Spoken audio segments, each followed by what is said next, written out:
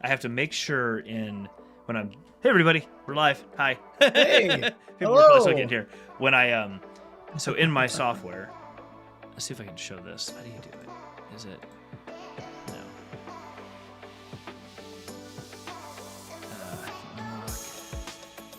Still learning how to use this tool sometimes. Okay, is that it? No, it's show. No, you can't. That's not what I do. Sorry, you can talk. I have a question.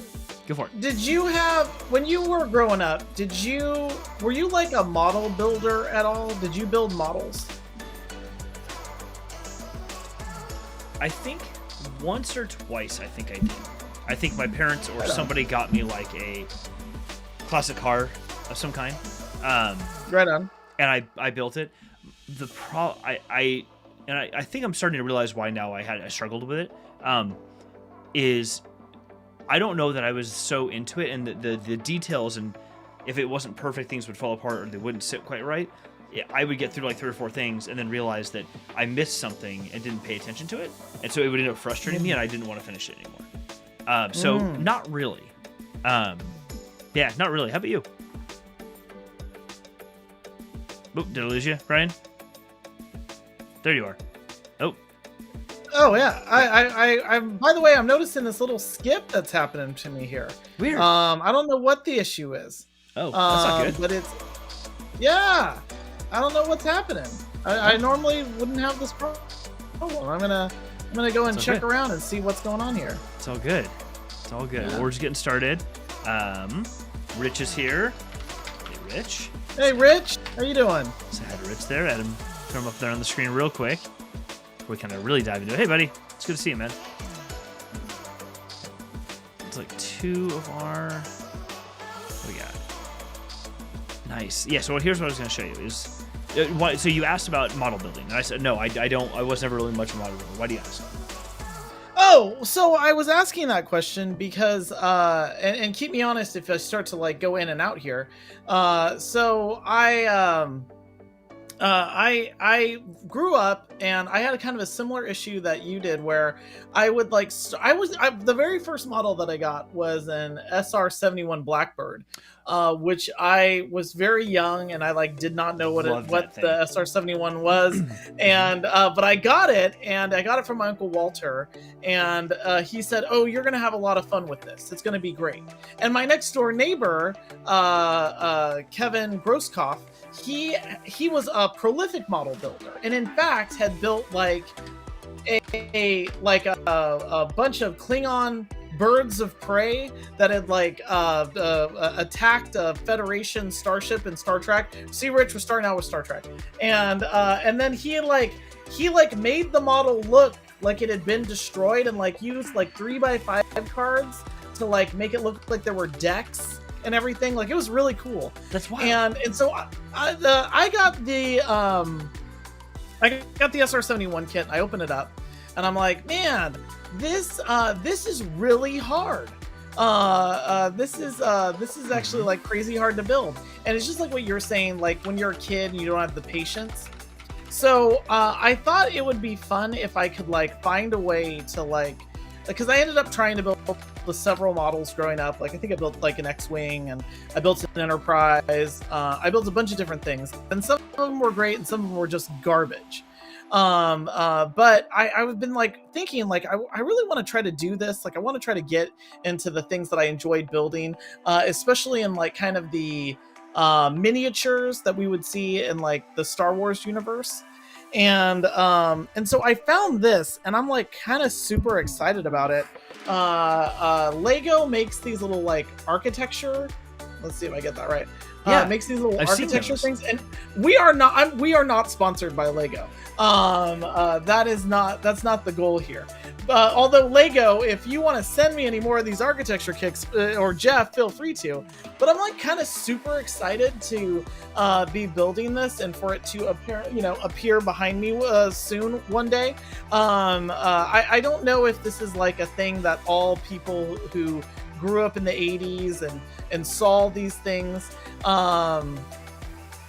The thing that I just think that it's a cool thing to be able to have this bridge. And to answer Rich's question, yes, I asked this because right now my mic is sitting on top of this thing, and so that's why I thought, oh, I'm gonna ask Jeff if he's ever done any model building, because if you are and you want to try to get into it without having it be like a lot of glue and everything else, this could be a really good option.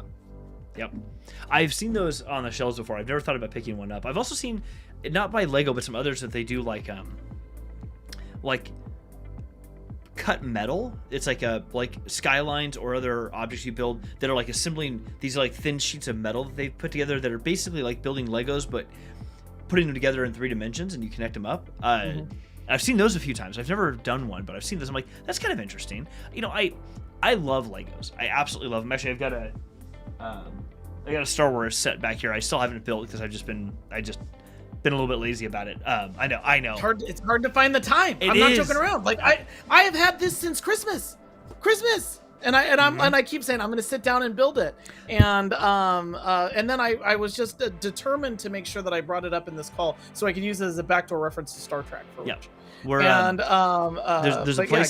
There's a place in town in Concord where I live called Bricks and Minifigs. And it's all the stuff you get, Legos and minifigures and all kinds of stuff like that. And my son loves going there. I don't like to buy stuff for them too often because they have all these like hard to get sort of like minifigs. Just the characters themselves for like Star Wars and like anything you can think of from Lego. But they're not cheap. They're like $5 or $6, up to $20 per minifigurine. And it's cool, but it's like, they're rad, but I'm like, dude, you need to calm down with like your minifig business. And my son, I mean, not their store. But we were there. I think it was the same thing for you, like back in November, and he had earned enough money from doing like some chores and stuff around the house. So he's like, we're like, okay, you got like $15. We'll go buy you something. And he wanted a couple minifigs. He didn't want a Lego kit. He wanted a couple minifigs. Great. So he had an R2D2 and he got a couple B1 battle droids that he really wanted. And I'm like, right on. And he's like, Daddy, you have to get something while you're here. I'm like, well, your mom's not here. So, I mean, you said I have to, so. And I'll grab it in a second, but it's a kit. Actually, here, let me just grab it. Oh, go for it. Can I predict what this could be? Go for it. I haven't seen it. I can't see it. I can't see it on the screen. Is it something to do with post? Like it's none of the movies. Am I right about that? Is it any of the movies? It's darn it. Okay. So it is the Mustafar scene between Obi-Wan and Anakin. Oh, that's awesome. That is awesome. But to your point, like I love these. Actually, I bought one just before I bought this. That is from the final season of the Clone Wars, the scene where Ahsoka duels Maul in the throne room of Mandalore. And so when the two of them duel, so that scene is actually set up on my shelf back here. It didn't take very long because it's not a very big set. This thing's the same thing. Like there's not a lot to the set. But to your point, like I want to build it, but just like never seem to find the time to actually do it. So gotta get there. All right. I was just checking while we were talking. I was just also checking to make sure everything was working right, and I double checked. We are live on LinkedIn, and it looks really good. It's actually LinkedIn. Really cool. Right on. Yeah, that's awesome. So we're gonna get into it. Let's get started. Let's do this. Let's go.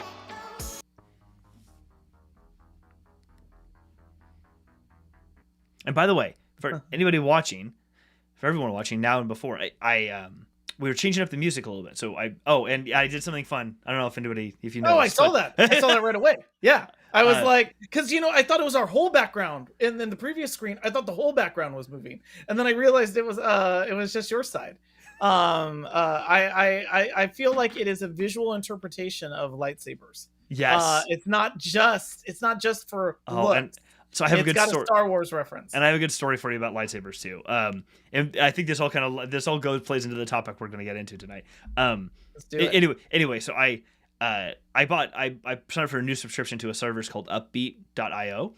They were running a deal for the holidays, and basically it's a music service, and it lets us get new music that's copyright free, but we pay for it. But we're moving away from the old server, so we actually changed the music up. All the music that was playing in the intro is all new music for the show, and I'll be moving around, getting some new music in here too, kind of moving things around a little bit, which will be a lot of fun. But yes, someone we work with, I won't drop their name here, but one of the senior leaders that we work with gave me a hard time jokingly on one of our calls recently and said, Jeff, I love your office and the studio, but of all the stuff you have, you don't have a disco ball.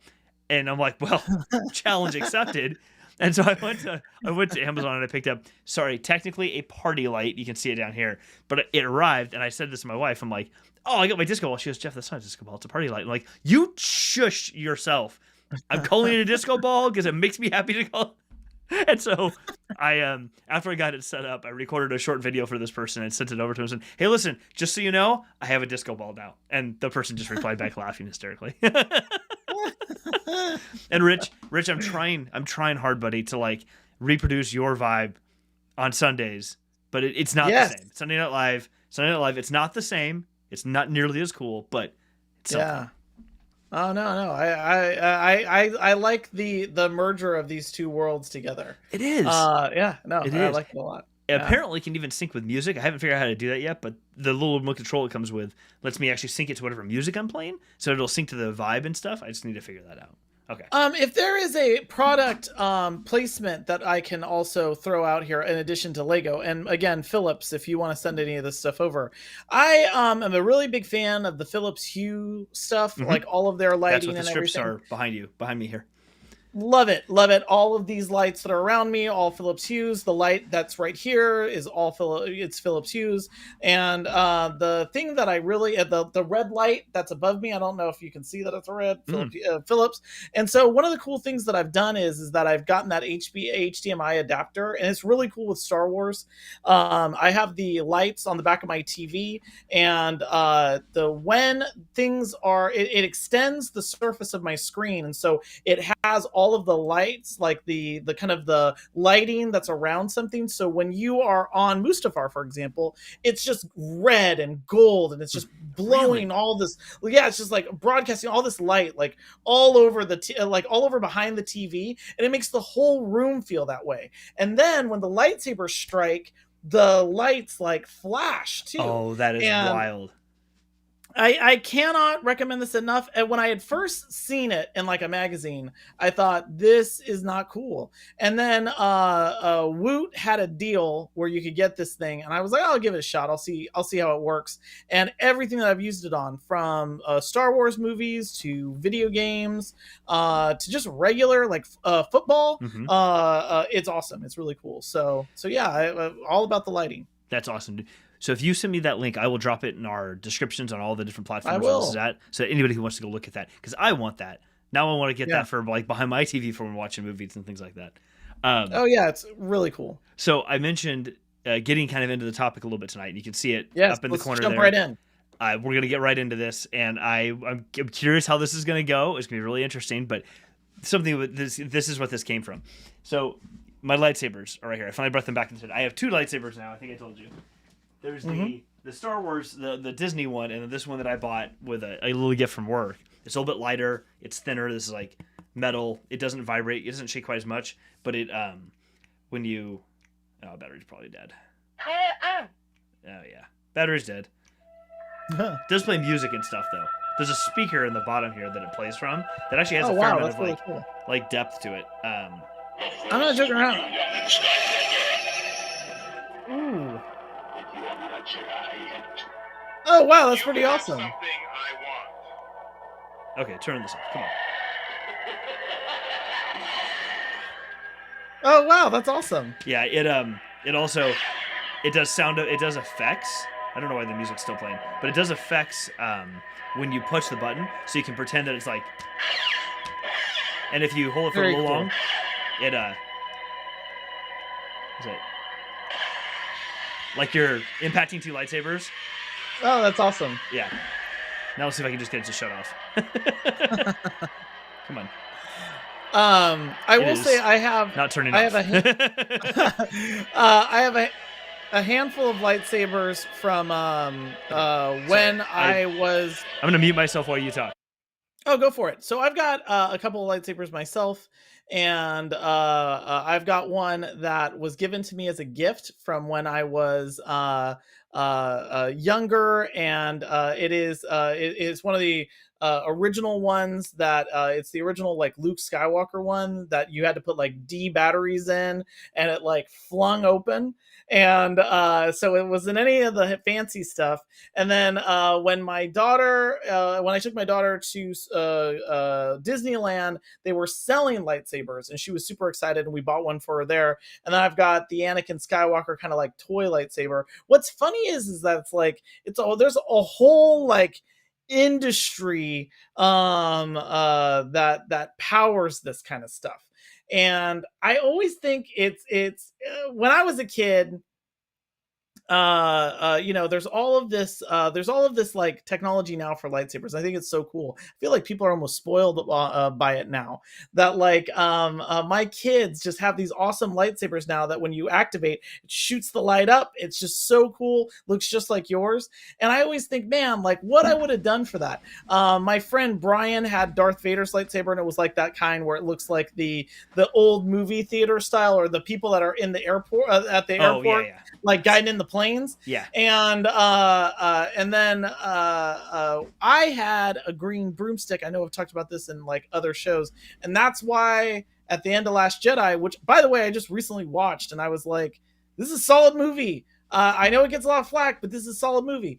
When the kid lifts up the little broomstick at the end, I'm always like, man, that's me. I love it. Like, it's a great ending to that movie.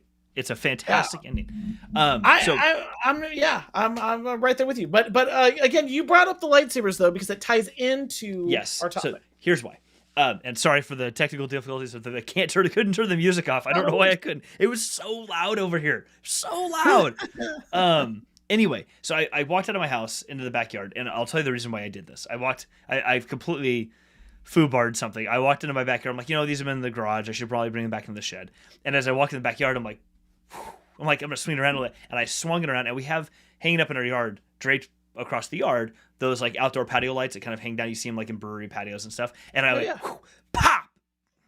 Oh! I hit one of the bulbs and shattered it.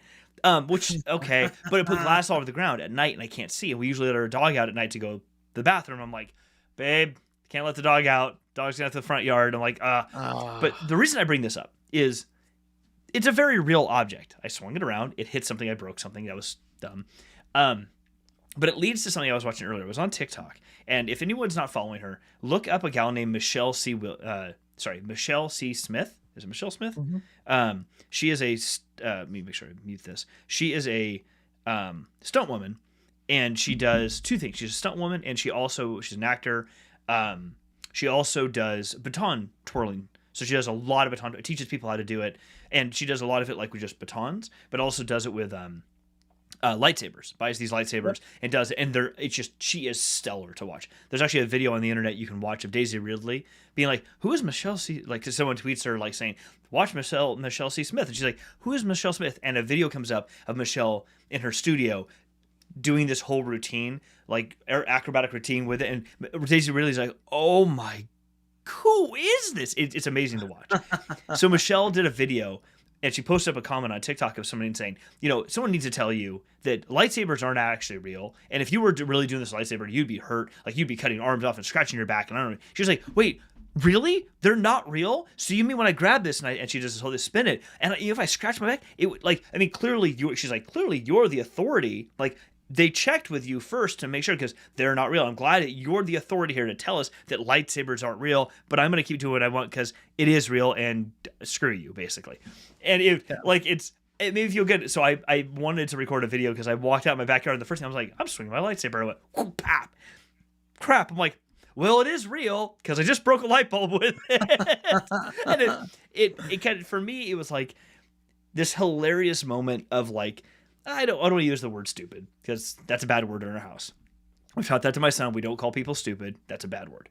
But the other, I don't, it's just dumb. This, whatever this is that makes people, some mindset or some set of people think that, one, it's okay to say these things out loud to people, or the internet, social media, what have you.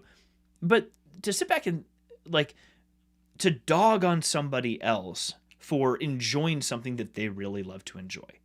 And Yes. it, to me, I mean, I've seen this a lot. And to me, it clearly, I mean, this is kind of a conclusion statement, but I think it's a good thing to say up front is it says a lot more about you, whoever this person is, Yes.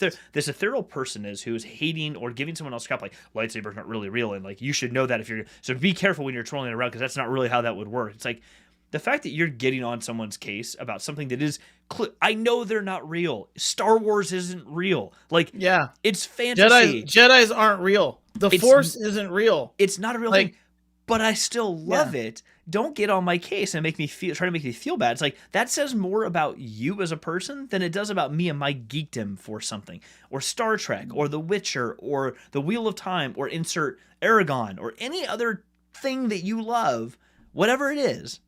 It inspired me today. Like, we should really talk about this. We should dive into this because I'm curious a lot of things about a lot of this. But I'm really want to talk a bit about. I want to get opinions from you and insight and see where we can go on not only what this toxicity looks like, but why do, putting the trolls aside, those people who just poke the bear for the sake of poking the bear, that doesn't matter. I mean the people who are actually legitimate fans or believe themselves to be legitimate fans, yet almost try to act like a gatekeeper to the fandom to prevent people from really enjoying or being an actual fan. And I don't understand it. I really, really don't. And I think for me, that's like kind of where I wanted to start. Yeah, I think that sometimes this happens. By the way, I love this topic. I thank you for bringing this topic up. And I'm actually gonna like take a stand right here and say that there's two groups of. I'm gonna just say it for what it is: complainers. And it's because the comment that goes to that says, hey, just by the way, like lightsabers aren't real. If lightsabers were real, you would have cut your head off, and this and that. And it's like, one, you don't know how a lightsaber would work in real life because they don't work in real life. Kyber crystals aren't real. That's a fake science. Also, it's crystals, and it's because of like new age 1960s stuff. Now, if you also want to talk about how crystals can be a deodorant, yeah, like let's hear it, hippie. But the real thing here is that you have a whole like group of people that I would split into two camps, right? And one camp I'm actually kind of cool with, which is people that get super into the respect of a given lore. And by the way, I see that subscribe button's up. Please like and subscribe. It does wonders for the channel. We got the button up right there. So there's a group of people that are complainers, and people might even call them trolls, and they are often vilified or made fun of. These are the people that I actually totally get, because for them, this stuff is like a religion. Star Trek, Star Wars, Battlestar Galactica, Lord of the Rings. This stuff is like a religion. And what they don't like is when someone who is driving a storyline or is somehow involved possibly in the property is not respecting it in the way that they want it to be respected, or there's like a casual like disregard for something. I get that. I don't agree with it, but I understand it because it's often it's such a special thing for them that it's like it's the same people who in a Star Trek land will be like, you know what? I just don't like the episode of Relics with Scotty on it. And it's like, oh, why? Like, is it because they were merging like the old crew and the new crew together? No, it's because they beamed Scotty and Geordi through the shields, and that's impossible. You can't beam people through the shields. Like, I actually like totally respect that. Like, I get people who are like, no, like they love the mechanics, the lore. the people that are like, oh no, like you can't say, in Klingon or in in the Star Wars world, like you can't track a ship through hyperspace, and like all of these other things. Like again, I love people that get into the minutia of that, because they're real fans and they really want to like uphold what they feel like are somewhat canon rules. And that's also where you get people that are having a hard time with things like Star Trek Discovery, by the way, because there's a certain amount of reimagining that's happening there. But then there's this other camp, and this is the camp that I cannot stand. And this is a camp that they're not trying to protect the mechanics. They're not trying to get behind a thing or try to keep a certain amount of respect for the history or something. They're trying to exclude someone else or measure their fandom against their own and say, well, you're not a real fan because you don't know blank. Or you're doing this and that's great, but if you only knew what I knew, then you could be a legitimate fan. Or you would understand how silly what you're saying is. Mm-hmm. That is one of these things is, I would say, maybe an obsessive criticism. That's that first group. A little obsessive. It's kind of like a religion. If you know holy rollers, excuse me that term, but it's a thing that I grew up with. If you know people that are super into religion, then you'll know that first group, and God bless them. That's just a thing that they'll do.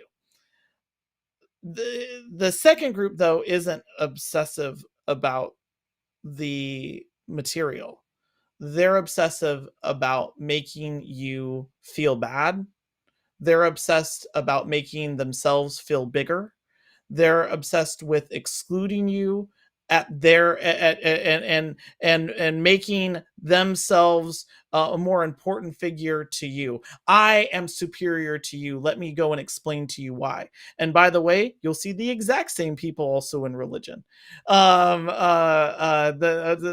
it's the exact same. It's a very similar dynamics. And that's what I see a lot, because that group especially tries to stake a claim of, I know the truth and you don't. And I am going to hold that truth over you. And when you say that it doesn't make sense, or when you try to fight me on that, I'm gonna say that, oh, see, this is how little of the truth that you know.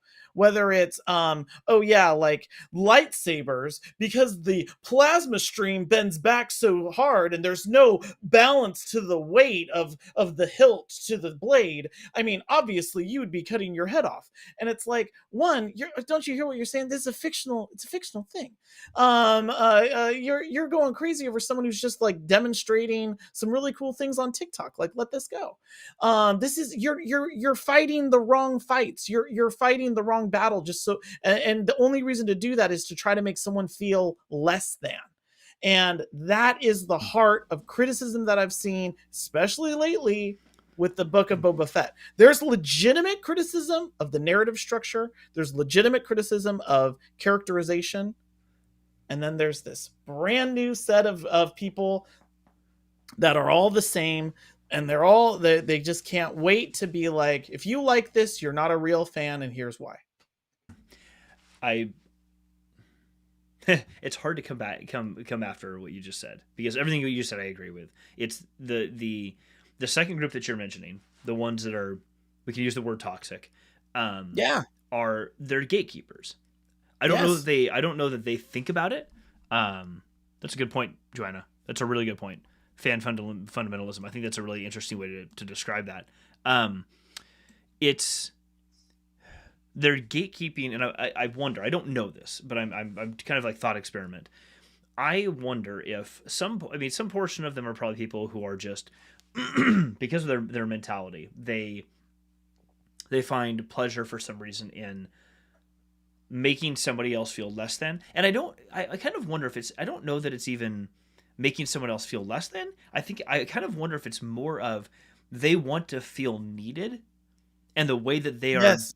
expressing that, the way that they know to express that is by kind of putting you in your place by saying, I know more, because they really want you to come to them and make them feel good Yes. about the fact that they know something. But because you are not, and you're almost, you being this other person who only has so much knowledge, but yet still enjoys it, that person can't seem to wrap their head around, how could you possibly just simply enjoy this without knowing as much as I do?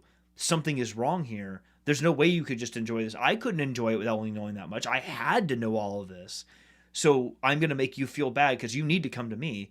But it never works out for them because that other person is like, I don't actually care as much about it as you do. I just enjoyed this, but now you're ruining it for me. And then it kind of creates this almost sort of, a fight doesn't actually exist for them, yet they're constantly trying to make a fight exist. It's really interesting to watch when I see that happen. I kind of wonder if maybe another version of that personality type is also coming from, what I remember, the way people would talk about Dungeons and Dragons when I was, Yes. in high school and younger, was, it wasn't positive. Like the people, at least the people that I knew, or the people I should say that was around, I didn't know anybody who played, or I'm not aware of anybody that I knew that played D&D. Maybe people did and they just didn't talk about it. I really don't know. But it was a joke. Like in most circles that I was around and where I grew up, like you didn't play D&D. That's for those nerds over there who like don't talk to anybody and have no social life, and we might call them incels today. These negative stereotypes, really negative stereotypes that looking back on it now, but it kind of makes me wonder if those mindsets weren't ever given a chance to see a positive side of these things, and instead just continued to grow into this festering frustration with people treating them like crap, looking at them a very particular way in negative ways. And so they've kind of gatekeeped, or like they're playing gatekeepers for a particular part of the fandom, and they're just going to be toxic to everybody who is not already part of their clique, kind of because I don't want to say bullied. That's probably too simple of a way to say it. It's more nuanced than that. But they were treated in such a terrible way, and the thing that they loved was demonized so much for so long that it's almost impossible for them to just accept that other people might enjoy this for their own reasons and that that's okay. It's something they can't process that way. And I don't say that. I'm not like coming down hard on somebody. I'm not going to say that's a bad person. It's not. Like that's trauma that they are dealing with and have been dealing with, and they haven't found another way to to process that trauma or to sit down and figure that out. And it's too bad. I think it's real, especially those people, that type of personality. It's really too bad because there are so many people out there who can and should be able to casually enjoy these fantasies, these sci-fis, because it's a great way to lose yourself and say, I don't want to think about reality for a little bit. I want to think about this other thing and just enjoy it. Like the MCU as an example. So many people who are huge comic book nerds are like, well, they changed all these things. Like, yeah, but it doesn't matter because they're just fun. Like they're just a good time. And yes, if you like we have here all the time, if you would have criticisms or constructive feedback about the format, the processing, the story, story progression, or the editing of a film, okay, have that. That's fine. You can have, like we both do, we can have those things about all the stuff we've talked about, and yet we still enjoy watching all of them. We just have things that we would nitpick a little bit, but it doesn't mean we don't like watching. Like just because I have a criticism about one episode of the Clone Wars doesn't mean I'm never going to watch that again. Like of course I am. Yeah. Like I still enjoy what I'm watching. It's my love of the thing that allows me to have this. But those people I was talking about, I don't know that they are ready to accept that can be real, that they can accept that other people can just casually enjoy something.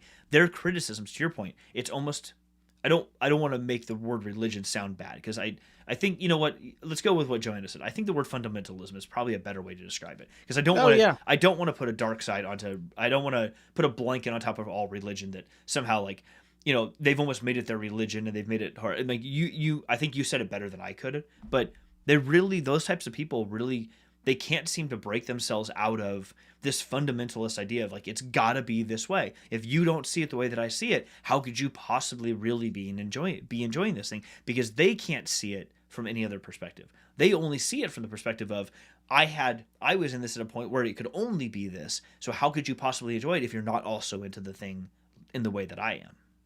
Yeah, and we talked about this where it's like, and I know it's cliche to say this, but it's like hurt people. That and I also knew the same people, like, playing D&D, and how it's so funny how people that are bullied, that are excluded, then try to build their own systems in which they can seek to bully and exclude, because they want to feel that power that was exercised over them. And I've seen it in so many groups. Like, I've seen it in so many ways that people will try to, I don't know, set up walls to test someone's almost fan purity. Like, do you really know what you're talking about? I love how you talked about people can just casually like this stuff, and that's okay. And they can build content online and talk about it, and that's also okay. I think so much though about how I think so much though now about how one of the issues that we have is that we live in this, like, kind of time now. It's this very meta time, where there's an entire generation of people that are so interconnected with their past, and maybe it's because their childhood was one that wasn't spent possibly working. And I know that sounds funny, but it's like, I just think about how my grandparents and even my parents spent a bulk of their childhood working. And so they didn't have like the leisure time of having these like kind of idyllic childhoods. And then our own parents then came to pass and they said, well, we're going to give you these childhoods. We're going to give you all this time. And so then these experiences that we have, like growing up with Star Wars, for example, become these pure cornerstones. And when I mean pure, I mean they feel like they just have no bad sides to them. And so we can only remember how great they were, how great we had time to spend with them, the toys we got. And then we get older, and that becomes the measure of that experience. And of course, if we were bullied over that, and this was a thing that gave us the pleasure, then we're even more protective of that little thing. And then we use that to compare against all these other things when they should never have been. We then compare it to the prequels when they come out. We then compare it to the sequels that we come out. And you hear things like, I don't like that Disney is monetizing my childhood. I don't like that it's taking over my childhood. And it's like, if you don't think that George Lucas was monetizing your childhood, I have a bridge to sell you. If you don't realize I have beachfront the, property in Nevada to sell you, I promise. exactly. If you don't realize that Kenner made a kabillion dollars because of the action figures, that merchandising is where the real money of the movie is merchandising. Then you didn't, like, you Thank don't you, realize that they were always, George Lucas was always in it for the money. And again, it's like how people have this ability to, when you reflect on your youth and experience in your youth like this, again, one that you're highly protective of, you can eliminate all of the things that were on the side of it. When Empire Strikes Back came out, people said it was terrible. People said it was horrible. The reviews that came out in major publications at the time said this is a terrible movie. And now, with time, we're able to say, wow, like, this isn't just a great Star Wars film. It could possibly be a great film. Mm-hmm. And so we forget all of that stuff. We paint over those parts of the past. And so then we build the legend of what something was and what it means to us. And then you've got this group of hurt people that are very protective of that. And then they see people that don't seem to be doing all of this genuflecting. Sorry, I'm using more religious terms. All of this cultivation, all of this work that they're having to do to keep this thing that they had alive, and they see people just casually enjoying it, and they're like, no, you can't do that. And also this new stuff that seems to not be geared to me, the real fan, Oh, this is wrong something because I'm the real fan you and it just should be all built for me. you just touched on something I think is, oh, we should take this a little bit further. So what? Because what you just said, I think this really highlights a group of people in a new way. What you just said is a person who is a fan, who has been a fan for a long time, or whatever they consider to be a long time. It invoked memories and feelings and emotions for them for whatever their reasons were. And now this new content, whatever the new content is, to your exactly what you said, is made for a different audience. It's not it. Yeah. Yes, it's made for you, for all fans to enjoy, but it really is Yeah. geared to a new audience to bring in Yeah. new people for new stories and all these things. And that person is at that point is even going. Their emotions. There's a really interesting thing my coach is helping me with it. I'll kind of explain in a minute, but their emotions are driving what are sort of like they have these protected emotions that they're not letting go of. And what they're seeing is that other people are able to come in and experience this thing, and they're able to experience that and not even be given the opportunity or let themselves have the opportunity to experience the same emotions that I'm feeling right now, that are so ingrained in me, and that's what it's made for. And it almost probably makes them feel like the sensation in their body that they're feeling is like something is being ripped away from them, like something is Yeah. being physically taken from them and given to somebody else, but all the meaning is being taken out of it, or as they see it, the deeply held truths, this ingrained meaning, these through lines that they see in this thing is being stripped away and handed to somebody else. And the person's like, yeah, don't worry about it. It's all good. No, you just don't worry. You can still have your thing, but these folks are going to get this other thing. We're just going to take all this other stuff out and hand it to them. It's not really what's happening, but from their perspective, they have created an identity in their mind subconsciously by injecting all of these emotions and physical sensations of their body into this core belief that Star Wars or Star Trek or insert world here is it is this. It's supposed to make you feel these things and Yeah. make your life reflect a certain way of view or certain points of view. If it's not doing that, something is wrong. And this other person just walked into the room and said, I'm going to take a copy of that. I'm going to do a git clone and take a copy of that, but then I'm going to completely change the whole thing and make it something totally different and still say that it is the same thing. That's how they view it. Sorry, Yes. there was my dev speak there. They're making a copy of what you hold true, and then your perception is that they are changing every bit of it to be something totally Yes. different, handing it to another group and saying, this is the thing the person created. And they're like, no, it's not. That is not what it is. It can't Yeah. possibly be that because that is this. The problem for them, I see, is what they're missing is that's not the thing you now have is not the thing that is only that way inside of themselves. And for the person next to them, who's also that same type of fan, the deeply held truths and the emotions and feelings they have are similar, but they're also different, and they only exist within that person. And the moment somebody else feels something, it's not the same. It can't possibly be the same, but they can't see that because Yeah. they've got these like blinders on, but they don't even realize that they have blinders on. They don't even Yeah. notice that that's actually the case. It's kind of like having an unhealthy it's like having an unhealthy relationship or I don't even I don't even know how to put this, but it's like having a an idea of something that you cherish more than the actual thing. That that wanting and having can be very different things. And what I'm trying to get to in this is that I think we have a giant part of our fan base who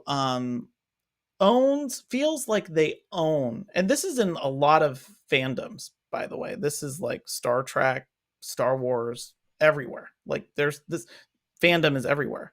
And we feel like we own that experience. And really we don't. Like that's art and it lives and it breathes. And if there's a thing that art has to do to stay relevant, is it has to change and it has to challenge. And it's almost like it's like falling in love with someone and hoping that they never change. and that is the opposite of what would happen. We have a giant fan base of people that can only accept the Star Wars that's like in their memory of like what it was like, Mm-hmm. or can only like, and I'm sorry if I'm like maybe going a little bit too deep into this here, but it's like it's this inability to deal with change and challenge. And I'll give a really good example. That's another fandom and is also has justifiable criticism. When I grew up, I loved the Indiana Jones movies. Loved them. A huge fan of Raiders, and loved the Last Crusade. Totally frightened by the Temple of Doom. I could not watch that movie as a kid because it freaked me out, and of course, like very problematic movie now. And yeah, I see exactly. And so when the Kingdom of the Crystal Skull came out, it was a not what anybody was hoping for. It was kind of a mess. There was a lot of things going on in there. But one of the things that people didn't like was that they felt like Indy had changed. And it's like, yeah, Indy's changed. He's 20 years older. You got to get on board with that. And that's the thing where I feel like there's justifiable criticism of that movie. I do not like it. I love the phrase "nuke the fridge." There's a bunch of problems with the movie, but there was criticism of it because it wasn't like the old movies. And it's like, yeah, no, duh. Like, it's not going to be, it can't be that way. He's older now. He's got to be a different person now. And this is where I think the heart of toxic fandom is, which is almost like this unhealthy desire to preserve something that for its life to continue, it's got to change. It's like the Beatles. If the Beatles were still playing She Loves You, yeah, yeah, yeah, like further, like if that was their sound through the entirety of the Beatles catalog, no one would buy into that. And the music had to change for them to stay relevant, for them to stay connected. And Bob Dylan going to electric, his fan base, no, you can't do that. And that's what I feel like is at the heart of every heckler, of every toxic fan that's out there, is the phrase, no, you can't do that. And if you get to the heart of the why, it's because I don't like that, and it makes me feel uncomfortable. You're making me feel my feels, and I'm not happy about that. Yes. Yeah. Yes. As you were talking, you reminded me of a conversation we had a while back about the Jedi losing connection to the Force, or the Jedi's all that. And something that I remember we brought up and we were kind of talking through is the idea that like in the High Republic, the story is changing a lot right now. But a lot of the Jedi have they have a deeper connection with the Force. Many of them, not all of them, but many of them have a deeper connection with the Force that goes beyond, how would I say this? In a religion, goes beyond the scripture. Mm-hmm. It goes beyond the written text and the day-to-day teachings. It is fundamentally, no matter what, all other things changing, being whatever they're, scrap them all, their connection to the Force and their understanding of the Force and what they should be is this underpinning. So no matter what else changes in the world, the scriptures change, the stories change, the situations change, they always have a thing they can fall back on. There's always this through line they can fall back on, and because of the way it's formed, it can be an evolution. There can always be evolutions, small, big, whatever, changes, modifications. These waves, these rhythms come through and can change everything about what your day-to-day life looks like, but you're still able to implement these principles into this ever-changing world that you live in. And that's really what the ideal of the Jedi always was, or like what the ideal Jedi should be, is a person or a being that can implement these core beliefs, this core tenet of how they live and how they operate into an ever-changing universe and galaxy all around them, because that's what it has to be. And Joanna made a super good point here. Art that can't change is ideology, and that is exactly what you're describing. That for these fans, they don't want the thing to change, to your point, because there's a set of feelings, emotions, sensations that go along with that, and the change is hard for them to deal with, not because it's the change, but because it's making them feel a way about the way they felt before that they're not prepared for. They're not mentally Yes. prepared to feel a new way about, not about the fandom and not about the content, but about how they personally feel. It's making them actually have to realize that they feel that they have these emotions connected to a thing that they love, and they're not prepared to accept that yet. And the way to deal with that is to ignore, no, that's the right way, you're all wrong, rather than looking at it and saying, if you just let yourself adapt, your core feeling and enjoyment of Star Wars in this case is still there, but the way that you interact with people and people interact with it can change over time, but you can still love it the way that you love it. That is okay. And the people out there who, love it in a different way than you, sometimes to a lesser degree or to a stronger degree, whatever, they still also love it. Like, those things are, it's hard to kind of describe, but those things they're okay. And it's really interesting. I don't want to say I have sympathy for, like I'm looking down on, but I have empathy for those people, because whether it's fandom for a thing like Star Wars, or if it's a personal challenge you're dealing with, that's a hard situation to get through. It takes a lot of self-assessment and willingness to go through that. That is not easy for anybody to go through.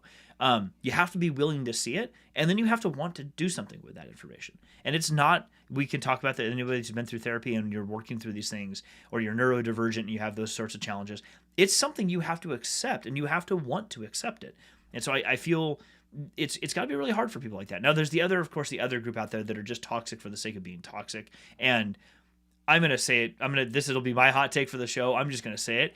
If you're being toxic, or if you're being ruthless to somebody else about their enjoyment of something because it's different than yours, and you're trying to smack them down, shame on you, because you're wrong. You are the one who is wrong. You 100%, you are the one that is wrong. Everyone can enjoy everything in whatever degree, to whatever extent, and to whatever way they like it, and it's all good, man. All of that is groovy. If you're the one sitting back saying no, that's on you. That's 100% on you. It is not on anybody else. You knock that. You just like give your hand and just no, don't do that. That's bad. That is not the way that you enjoy things. Yeah, I would just say this too. There's a comedian, Jason Mantzoukas. I think it was Jason Mantzoukas who talked about how he was talking about what a heckler really is doing. And he said, early on, I used to think that when people would heckle from the crowd, I thought they were like, I hate this and I need to let you know. And he's like, and really what I realized is most hecklers in their brains are saying, I hate this, I have to fix it. And they are trolling because they're thinking, I'm gonna fix this, I'm gonna get in, I need to get involved, I have to be a part of this. And so I think that there's by the way, I think that there's people that just gaslight people to gaslight people, and just like what you said, like, they're just jerks. And by the way, jerks are everywhere. They're everywhere, they're all over the place. Jerks are jerks all the time. But I think that there is an active trolling base that's like, I have to fix this. And I have to let my voice be known because this person's wrong, and I need to let them know that they're wrong. And there's no self reflection. There's no inner review of this. All it is just like, oh no, they're wrong, I've got to fix this. And so I think about that a lot. But yeah, and by the way, like, I'm totally cool with like fans having beefs with one another. I think great criticism comes out of really crafty arguments. Like I feel like I was gonna do a whole series for our channel called Luke Liewalker, and it's gonna be about how everybody's lying to Luke all the time for whatever reason. Everybody, all these people that we think are so great, Obi-Wan, Uncle Owen, Aunt Beru, Yoda, everybody's lying, C-3PO, everybody's lying to Luke all the time. It's a problem. I want to talk about it. I think I can make a good case. I might upset some fans, but let's get into it. But I think that there is that justifiable beef the people that are like, I want to talk about the mechanics of the lore. I want to get in the weeds. I want to talk about, the whole holdover maneuver. I want to get in that. Like, let's do it. Let's go for it. And that might seem toxic, but really it's just passionate people having a passionate debate. I'm totally fine with that.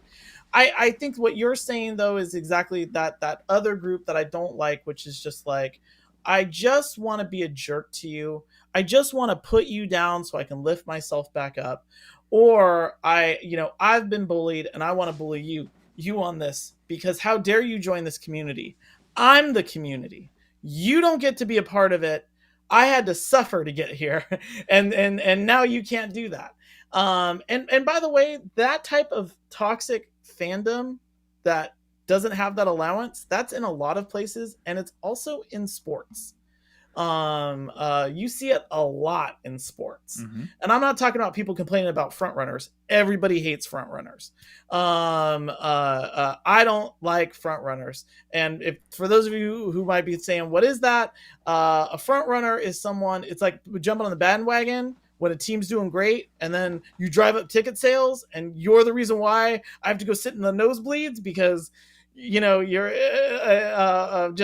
see, I'm still upset about it. 2010 Giants going to the World Series. All I wanted to do, my brother and I wanted to go to that, go to one of the World Series games. We could not get even standing room only tickets because front runners booked out all the seats. Congratulations. I hope you enjoyed the game. I really do hope you enjoyed the game. But that kind of, beef, internal fan strife is going to happen. What I think is the problem is when it's like, you don't remind me of the community I am. You don't remind me of the community we are, or what I perceive this community of fandom to be. So you need to stay out of it. And that's a thing that I see happening on Twitter. That's the heart of the comment that you brought up about the lightsabers, is you don't look like or remind me of me and the community that I know. So you got to stay out of this. And that's the heart of a lot of these comments. I think lot of these comments. I think you're really getting to it. And probably a part of that, like a component of what you just said, is that same person, that group of people also is probably thinking, probably not actively thinking it, but realizing I don't know how to connect with you because you enjoy this in a different way that I enjoy it. And I don't know how to make that connection with you. You're younger, a different demographic, whatever the other differences are. I don't know how to connect with you on it because my enjoyment is based in other things than your enjoyment. And I don't know how to make that connection. And it's really frustrating me. And rather than looking internally and saying, maybe I could do something different here, they take it out on somebody else. And like, no, I'm gatekeeping this. You're not allowed in. You're all wrong because this is what it's supposed to look like because that's what I'm comfortable with, rather than other ways to explore this too. And you see that the Boba Fett stuff that we've been seeing all over Twitter is a really good example. I mean, there was a whole thread I chimed in on when someone posted a link to the article that came out saying that in canon, officially, they are going to be changing the name of Boba Fett's ship from Slave One to Firespray. Yeah. Personally, the name Firespray sounds freaking legit. So I'm like, that's a badass name. Right on. By the way, that's the class of the ship. The Razor Crest is the class of the ship, and we didn't have a problem when it was called the Razor Crest. There you go. I feel like people don't want to also acknowledge some real world things, and an example of that is also in sports fandom with the Washington football team. I'm not going to say the name that it used to be called, and I'm just going to say that thank God they changed the name of that team. And or at least they're going to change the name of that team. And yet there's a whole fan base that it's like, no, you can't do that. This is woke culture. Oh, no. And it's like, no, we just grow up. It's okay. We just realized whoever named it this way was being kind of a dick. So maybe let's not do that anymore. And this is, it's exactly the same thing here, that the previous name had the word slave in it. And it probably, the word slave, no matter how you want to use it today, came from a root that means something a lot more sinister. You can say all day, like, we work at a technology company and we have new rules at the company around naming conventions. Oh, our terminology. Yeah, our Yeah, and this is terminology conventions. so for Exactly. people who don't know this, and this is not just a Cisco thing, this is an industry thing, but for people who don't Yes. know this, we adopted this too as a company. There's a whole documentation and naming convention thing at Cisco and the industry as a whole where we don't use the terms master slave anymore for certain types of functionality that occur in certain devices. Same thing with like Yep. blacklist and whitelist and security. That Yep. terminology is being done away with for a lot of very good reasons. Like the terms were, while they're used to, they were used in technology and they meant nothing. They didn't have anything meaning. What we finally recognize is that yes, and they also came from a place that was horrible and negative to a huge group of people. Regardless Yes. of how you want to Exactly. use it today, if we ignore the history of something, we are doing ourselves a disservice. And it's not a big deal. Yeah. We can change a name and it doesn't affect anybody at all. We're not changing the function. You're not losing anything. We just change the name to something else. This is the same sort of thing. Is like it's just changing a little bit to something else. And in this case, like it's using the word slave. Okay, we don't use the word slave anymore. But you see so many people saying this is BS. You can't change that. It's like when someone makes a comment like you can't change the Constitution. Like I don't think you know what a dictionary is, because that's what an amendment is. Like it's literally Yeah. a change to a thing. Like you can change a name whenever the hell you want. You don't have to like it, but yes, it can be changed. And you know what? Who cares? To be totally frank, how does that affect you as a person and your enjoyment of the fandom? The fact that one random fact about a Lego ship that's sitting on my back there, cool, it's just Firespray now. Okay, I still have it. No one took it from me and physically broke it apart and said, you got to rebuild it now because I gave it a new name. It's just sitting there. It didn't move. Like, the TV show still happened. Like, I find it, I don't want to say the word absurd because I don't want to diminish anybody's feelings about something, but I also do want to recognize that the best way, the only way I can think of to say it is like, you need to let go of these things. Like, and if you're just being toxic because you're just being a dick, okay, I don't care about you anyway. But in this thread I posted, and there was like, look, names can change, and that's okay. We just need to, like you said earlier, we need to realize that these fandoms, this enjoyment has to evolve.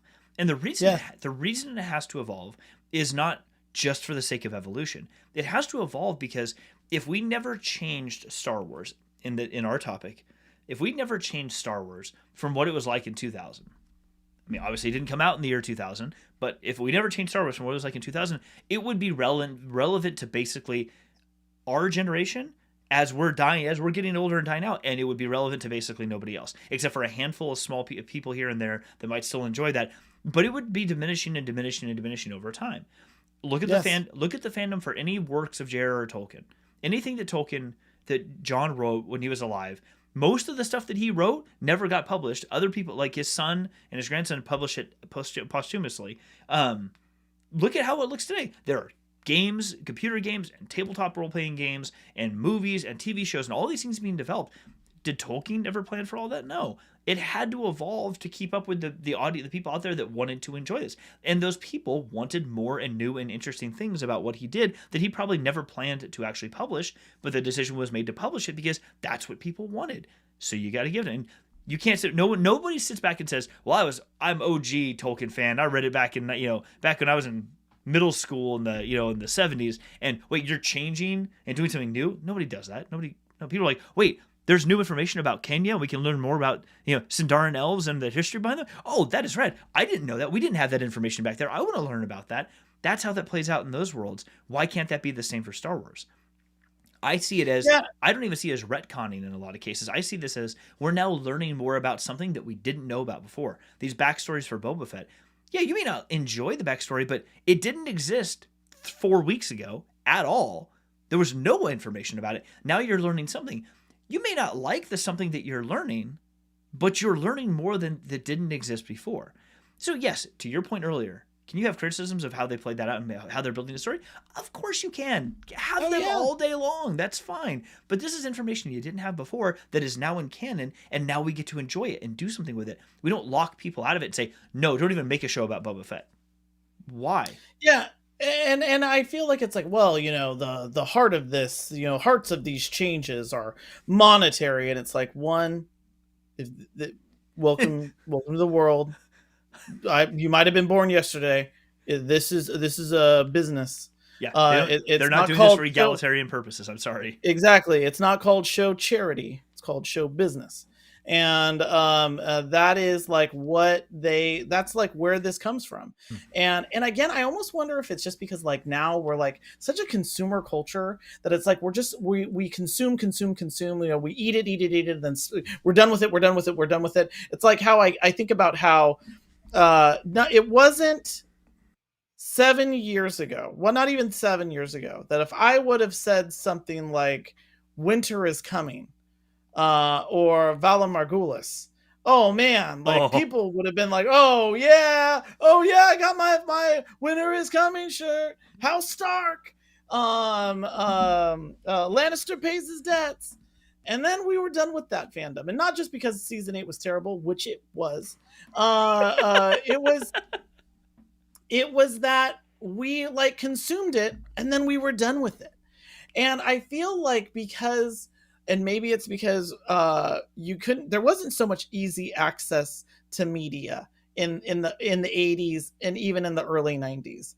And so you had to I had to watch the same HBO version, like we recorded off the TV, of Empire Strikes Back, which is the only one that we had until one day we recorded Return of the Jedi. And that was what you just watched those kind of endlessly. And so then that created this no, see, this is core. This is unchangeable. This is important and it needs to stay the same. All this, but if we look at how we treat all other things right now, we eat it and then we're done with it. We consume it and we're done. We barely go back to it.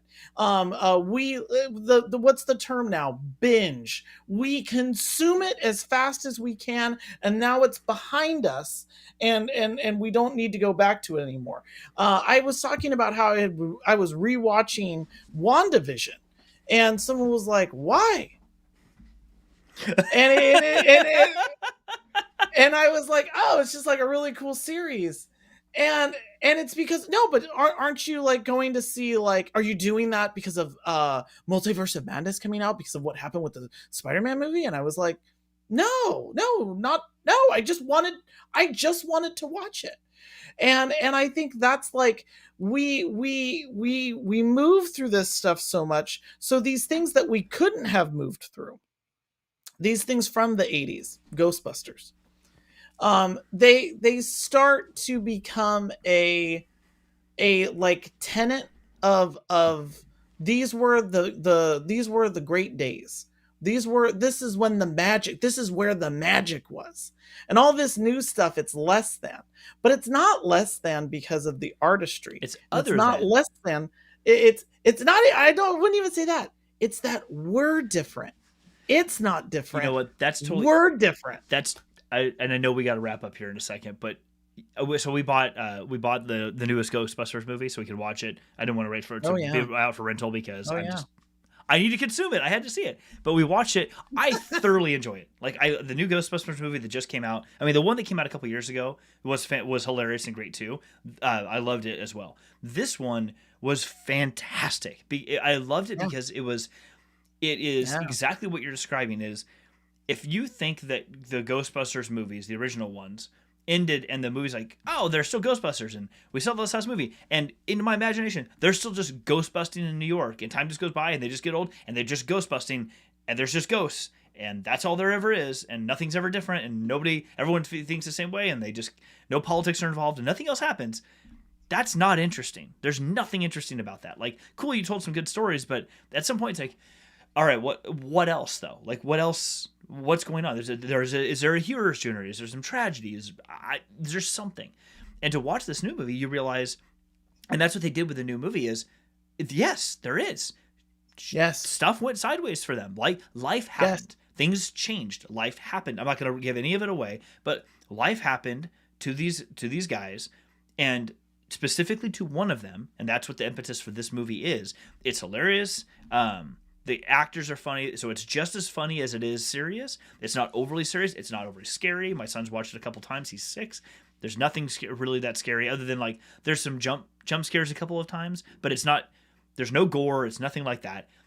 It's just funny. It's easy to watch. And when I finished, I was like, this, nothing else has to happen. If nothing else happened after this movie, if they didn't make another one, I'd be totally good with it. Like, this is, like, it's good because it draws out a conclusion that you realize that they're all kind of going, even the post-credit scenes do the same thing, kind of show you a little bit behind the scenes of each of the characters, like Sigourney Weaver and Bill Murray and Annie Potts and a couple of the others, like where they're at and what they're doing and what their life is all about. Nice. Things changed. Your life moved on and you went on and did other things, you know, and I love that. Like, that's what we need. Like that evolution is, because with evolution, there will be endings to some things, because in order to have a beginning to a thing, something else has to end. That's how these cycles happen. One thing concludes, so a new thing can begin. And that's okay. Like, that's enjoyable, because once one thing ends, it creates space for a new set of things to happen. And I think that's where we get stuff like the High Republic, and we get stuff like Book of Boba Fett. We get stuff like, you know, so all the new Ahsoka and all these new series that are coming out that are going to tell us different stories that we've never encountered before. It's going to be, you know, it is a lot of positive. Yes, at base there's what seems like friction and frustration, only if you look at it that way. If you're only focusing on the endings, you're not letting yourself see the beginnings that those are opening the doors for. Yeah, I totally agree with you on this. And I keep thinking of this passage in the comic book The Watchmen, where there's two fragrances. That there's one main fragrance that Adrian Veidt is selling. The main one is Nostalgia, and then the next one is Millennium. And it's because one is looking back and one of them is looking ahead. And of course, like, there's this really great passage where the second Silk Spectre embraces the second Night Owl and says, "What's that smell about you? It's nostalgia." And I've been thinking about this a lot as, how do you solve a problem that's like this? And to me, I feel like a lot of toxic fandom comes out of a desire by movie studios to really take advantage of that nostalgia. And they want to give you something old that's a little bit new again, but they don't want to take too many risks because they do want to make money. And so it connects with nostalgia, but for a certain segment of our fan base. And this isn't just the jerks. Jerks are going to jerk. But for a certain section of our toxic fan base here, across everything, is that nostalgia, by its definition, and Joanna would know this better than I do, but if I'm right, it's a wound. It's the pain of an old wound. That's like the heart of nostalgia. And what we have is a fan base at times, when they go to that nostalgia, that wants to say, no, you all can't like this. Admire my wounds. Admire my wounds. I'm the only one that can enjoy this because I have the wounds. And the simplest solution to do is, and Star Trek did it.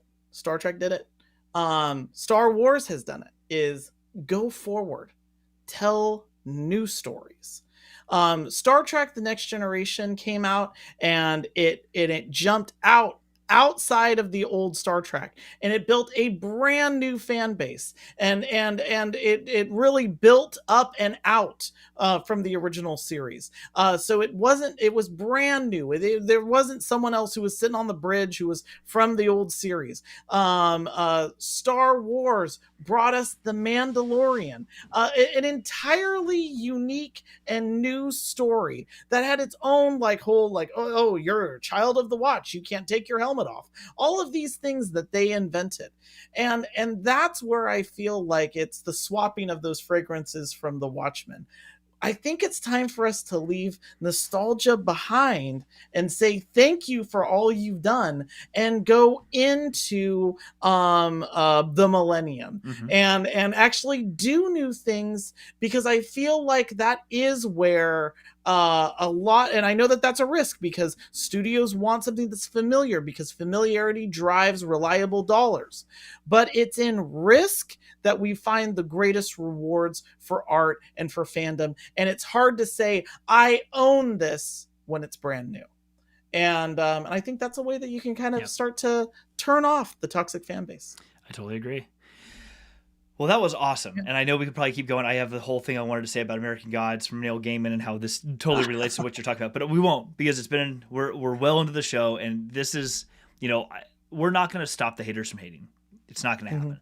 But I like that we were able to take this and kind of talk it through a bit to try to like put some comfort around it. Like why does this really happen? So if anybody watching has input on this, or do you have some suggestions or ideas about how people can help other people who are feeling that nostalgia, those open wounds that they can't seem to let go of, put it in the comments. But put it in the comments below after the show. It will definitely check it out and get a conversation going about this. I think it'd be really interesting to all of us do our little part to help those people who feel like, not the people who are just going to be toxic for the sake of being that, the hater's going to hate, the jerk's going to jerks. Not those people, but the people who actually just love and they just don't know how to do it any differently. How can we help them? What's a small way that we can help them enjoy it in the way that we all see that it can be enjoyed? I think that'd be really interesting. And also, since we're talking about it, don't forget to like and subscribe. It really helps. Oh, yeah. Over there. Shameless plug. It really helps. Alrighty, we're going to wrap for tonight. Thank you everyone so much for being here. Really appreciate it. Rich and Joanna, thank you both for being here through the whole show. And we will catch y'all next week. Hey, bye everybody. Cheers.